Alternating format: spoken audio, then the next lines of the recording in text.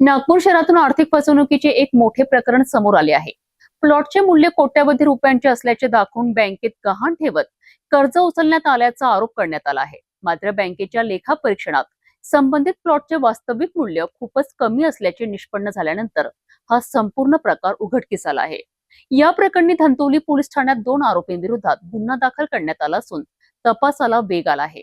नागपूर शहरातील धंतोली पोलीस ठाण्याच्या हद्दीतील एका कोऑपरेटिव्ह बँकच्या शाखा व्यवस्थापकाने दिलेल्या तक्रारीवरून हा गुन्हा दाखल करण्यात आला आहे।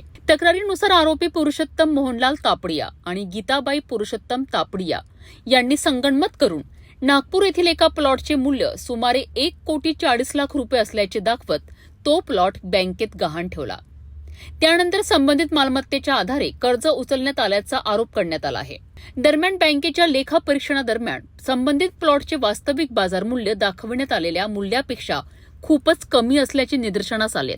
याशिवाय प्लॉट संदर्भातील काही कागदपत्रांबाबतही संशय निर्माण झाल्याने अधिक चौकशी करण्यात आली।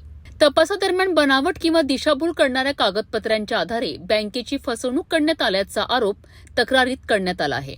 या प्रकरणी धंतोली पोलिसांनी विविध कायदेशीर कलमान्वये गुन्हा दाखल केला असून आर्थिक व्यवहार, मालमत्तेचे मूल्यांकन आणि संबंधित कागदपत्रांची सखोल चौकशी सुरू आहे। या प्रकरणात आणखी काही व्यक्तींचा सहभाग आहे का याचाही तपास पोलिसांकडून सुरू केला जात आहे।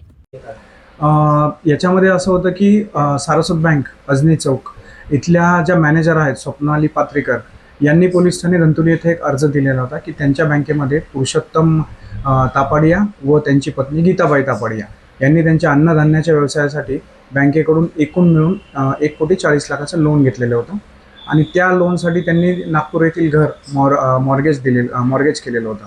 त्या घराचा जो व्हॅल्युएशन रिपोर्ट आहे हा अजय राठी व्हॅल्युअर यांनी काढून दिलेला होता व तो व्हॅल्युएशन रिपोर्ट अजय राठी यांच्याकडून पुरुषोत्तम तापडिया व गीताबाई तापडिया यांनी घेऊन बँकेमध्ये देण्यापूर्वी त्याच्यामध्ये फोर्जरी केलेली होती। या अर्जाची आम्ही चौकशी केली। या चौकशीमध्ये बँक मॅनेजर स्वप्नाली पात्रेकर यांनी सांगितल्याप्रमाणे सर्व तथ्य मिळून आली। त्याच्यामुळे मान्य वरिष्ठांच्या आदेशाने आम्ही त्याच्यामध्ये गुन्हा दाखल केलेला आहे।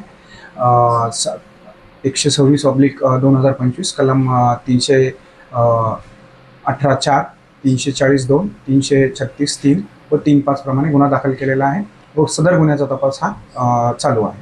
कोट्यवधी रुपयांच्या कर्ज व्यवहाराशी संबंधित हे प्रकरण उघड झाल्याने आर्थिक क्षेत्रात खळबळ उडाली आहे। प्लॉटचे मूल्य कृत्रिमरित्या वाढवून दाखवण्यात आले होते का? कागदपत्रांमध्ये नेमका काय फेरफार झाला आणि बँकेची किती आर्थिक फसवणूक झाली याचे उत्तर आता पोलीस तपासातून समोर येणार आहे।